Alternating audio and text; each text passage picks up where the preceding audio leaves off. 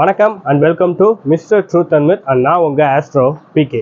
So இன்னைக்கான வீடியோவில் நம்ம எதை பற்றி பார்க்க போகிறோம் அப்படின்னா, பிறந்த குழந்தையோட ஜாதகம் பெற்றோரோட ஜாதகத்தை பாதிப்புக்கு உள்ளாக்குமா அப்படிங்கிறத தான் டீட்டெயில்டாக பார்க்க போகிறோம். ஏன்னா இப்போ ஒரு குழந்தை பிறந்துருச்சு அப்படின்னா உங்கள் குழந்தையோட ஜாதகத்தை எடுத்துட்டு வாங்க, அதை வச்சு தான் உங்களோட ஜாதகம் பார்க்க முடியும் அப்படின்னு சொல்கிறாங்களே.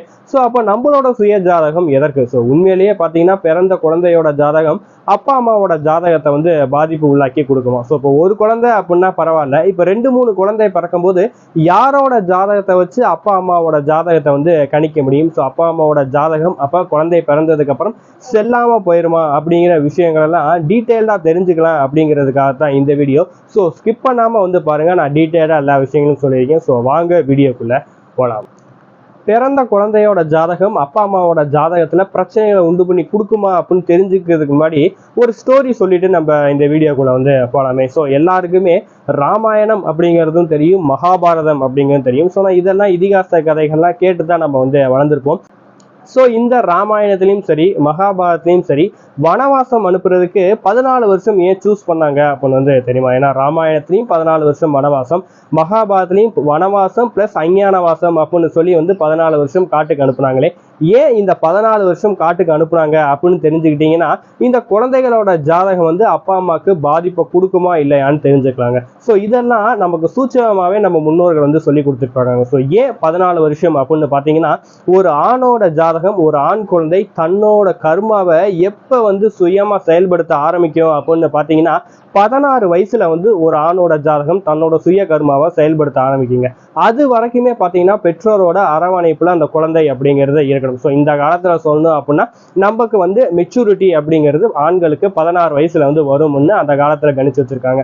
ஸோ அதே மாதிரி பெண்களுக்கு பார்த்தீங்கன்னா 12 வயசுல வரும் அப்படின்னு சொல்லி கணிச்சு வச்சிருக்காங்க. ஏன்னா அந்த 12 வயதுக்குள்ள பார்த்தீங்கன்னா பெண் வந்து வயசுக்கு வந்துருவாங்க, அவங்களுக்கு திருமணத்துக்கு உண்டான அனைத்து தகுதியும் வந்துடும் அப்படின்னு சொல்லி அந்த காலத்துல வந்து வச்சிருந்தாங்க. ஸோ அதனாலதான் அதுல பாதி எடுத்து நம்ம வனவாசம் போகணும் அப்படின்னு சொல்லி ஆண்களோட வயதுல பாதி பார்த்தீங்கன்னா 8, பெண்களோட வயதுல பாதி பார்த்தீங்கன்னா 6. அப்ப 8 + 6 14 வருஷம் வந்து நம்ம வனவாசம் போகணும் அப்படின்னு சொல்லி அந்த காலத்துல வனவாசம் அனுப்பிச்சுட்டாங்க. ஏன்னா அப்பதான் அவங்களுக்கு அந்த அளவுக்கு அனுபவம் வரும் அப்படிங்கிறதுக்காக அனுப்பிச்சுட்டாங்க. ஸோ இப்ப இந்த டாபிக்குக்கும் இதுக்கும் என்ன சம்பந்தம் அப்படின்னு கேட்டீங்கன்னா, இப்ப ஆண் குழந்தையா இருக்கட்டும் இல்ல பெண் குழந்தையா இருக்கட்டும் மினிமம் ஒரு 8 வருஷத்தை வந்து வச்சுக்கலாமே. அந்த 16 வருஷம் அப்படிங்கிறது இருக்கட்டும், 8 வருஷம் அப்படிங்கிறத வச்சுக்கலாமே. ஸோ அது வரைக்குமே அந்த குழந்தை தன்னோட தேவைகளை சுயமா செஞ்சுக்க முடியாது, அப்பா அம்மாவை அண்டித்தான் இருக்கணும். அப்படிங்கிறனாலதான் குழந்தைகளோட ஜாதகம் அப்பா அம்மாவுக்கு பேசும் அப்படின்னு சொன்னோமே தவிர அந்த ஜாதகம் முழுக்க அப்பா அம்மாவுக்கு பேசாதுங்க. ஃபர்ஸ்ட் இந்த ஒரு விஷயத்த வந்து தெரிஞ்சுக்கணும். ஸோ அந்த மாதிரி யாராவது சொல்றாங்க அப்படின்னா அவங்களுக்கு ஜாதகத்தை பத்தி தெரியல அப்படின்னு தாங்க அர்த்தம். ஏன்னா இப்போ உங்களோட ஜாதகம் அப்படிங்கிறத எடுத்துக்கிட்டீங்கன்னா அந்த சுய ஜாதகம் நம்ம பிறந்த நொடியிலிருந்து இறக்க போற நொடி வரைக்கும் அந்த ஒரு ஜாதகம் தான் நமக்கு வந்து வேலை செய்யுங்க. ஸோ குழந்தைகளோட ஜாதகம் அப்படிங்கிற பார்த்தீங்கன்னா ஒரு அடிஷனல் சப்போர்ட்டா மட்டும்தான் இருக்கும். ஸோ அதே மாதிரி பார்த்தீங்கன்னா நம்ம இப்போ கல்யாணம் ஆனதுக்கு அப்புறம் மனைவி அவங்களுக்கு கணவரோட ஜாதகம் தான் பேசும் அப்படின்னு சொல்லுவாங்க. ஸோ அதுவுமே இதே வகைதான் ஒரு 10%லேருந்து ஒரு 20% வரைக்கும் தாங்க வந்து பேசும். ஏன்னா எல்லாருக்குமே அவங்களோட சுய ஜாதகம் மட்டும்தான். அந்த சுய ஜாதகத்துல ஒரு அடிஷனல் சப்போர்ட்டா மட்டும்தான் அது கணவரோட ஜாதகமோ மனைவியோட ஜாதகமோ குழந்தைகளோட ஜாதகமா இருந்தாலுமே அது வரைக்கும் மட்டும்தான் பேசுமே தவிர அதற்கப்புறம் அவங்களோட கருமங்களை அவங்க எடுத்து செல்ல ஆரம்பிச்சதுக்கு அப்புறம் அவங்களோட ஜாதகம் நமக்கு பேசாதுங்க. ஸோ அதற்காகத்தான் இந்த வீடியோ வந்து மெயினாக போட்டது. ஏன்னா எங்கே போனாலும் உன் குழந்தையோட நேரம் இப்படி இருக்கு, அதனால நீ இந்த சொத்தை வித்துட்ட, உன் குழந்தை பிறந்த நேரம் இப்படி இருக்கு, அதனால தான் உனக்கு இந்த பிரச்சனைகள்லாம் வந்துகிட்டு இருக்கு அப்படின்னா அந்த மாதிரி ஒரு விஷயம் கிடையவே கிடையாது. அதாவது அமைப்புகள் அப்படிங்கிறது இப்போதைக்கு நம்ம ஏதோ சொத்து பத்தை இழக்கக்கூடிய சூழ்நிலை வந்து உண்டு பண்ணி கொடுக்குமே தவிர அந்த குழந்தையோட நேரத்தினாலதான் இந்த சொத்து பத்து வந்து இழந்தோம் அப்படிங்கிறது வந்து கிடையாது. ஸோ அதே மாதிரி இந்த குழந்தையோட நேரத்துக்கு தான் இவ்வளோ பிரச்சனைகளும் நடக்குது அப்படிங்கிறது வந்து கிடையாது. ஸோ வந்து நம்மளோட சுய ஜாதகம் நமக்கு மட்டும்தான். குழந்தைகளோட சுய ஜாதகம் பார்த்தீங்கன்னா அந்த குறிப்பிட்ட காலம் வரைக்கும் மட்டும் ஒரு அடிஷ்னலாக தான் இருக்குமே. இப்போ ஒரு குழந்தைக்கு ஒரு 7 வயசு வரைக்கும் பார்த்தீங்கன்னா அமோகமான திசை நடக்குது, பொருளாதாரத்துல ரொம்பவே சிறப்பா இருக்கணும் அப்படிங்கிற மாதிரி ஒரு திசை நடக்குது அப்படின்னு வச்சுக்கோங்களேன்.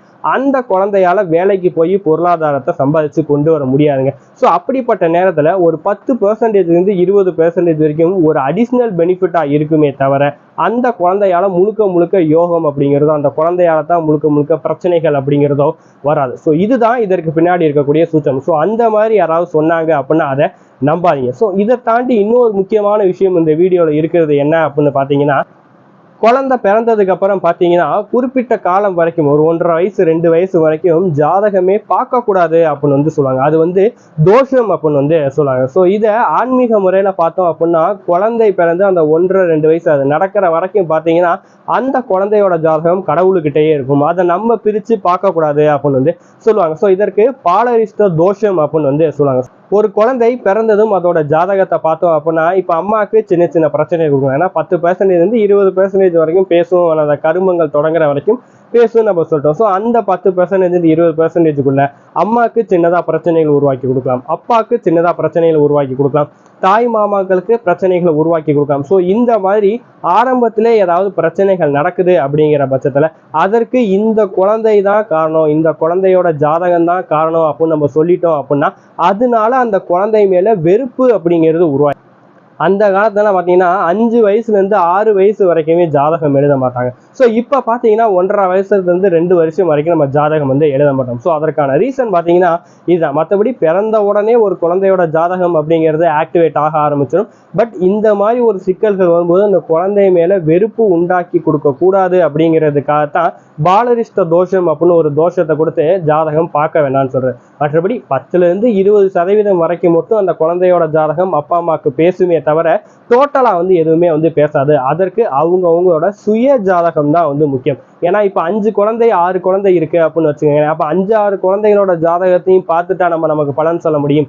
அது கிடையாது. ஸோ நம்மளோட சுய ஜாதகத்தை பார்த்துட்டு எந்த குழந்தையோட ஜாதகம் கொஞ்சம் நல்லா இருக்கோ அது நமக்கு கொஞ்சம் பெனிஃபிட்டா இருக்கும் அப்படின்னு வேணா சொல்லாங்க. ஸோ அதே மாதிரி நார்மலாவே இந்த கிராமத்து பக்கம்லாம் சொல்லுவாங்க, தாய்க்கு தலைப்பிள்ளை தந்தைக்கு இளைய பிள்ளை அப்படின்னு சொல்லி. ஸோ அப்போ அவங்களோட கருவும் எங்கே போய் சேருது அப்படிங்கிறத சொல்றதுக்கு தான் இந்த ஒரு இதை சொல்லி வச்சதுமே கூட. ஸோ அதனால இதை நினைச்சு முழுக்க முழுக்க இந்த குழந்தை தான் எல்லாத்துக்கும் காரணம் அப்படிங்கிறத சொல்லாம எல்லாத்துக்கும் உங்க சுய ஜாதகத்தை பார்த்துட்டு ஒரு அடிஷ்னல் பெனிஃபிட்டா வேணா குழந்தையோட ஜாதகத்தை வச்சுக்கங்களே தவிர குழந்தையோட ஜாதகம் முழுக்க முழுக்க எதையுமே தீர்மானிக்காது. ஸோ இந்த வீடியோ உங்களுக்கு பிடிச்சிருந்துச்சு அப்படின்னா லைக் பண்ணுங்க, ஷேர் பண்ணுங்க, கமெண்ட் பண்ணுங்க. இந்த மாதிரி நிறைய பயனுள்ள தகவல்கள் வேணும்னு நினைச்சீங்கன்னா நம்மளோட சேனலை சப்ஸ்கிரைப் பண்ணிக்கோங்க.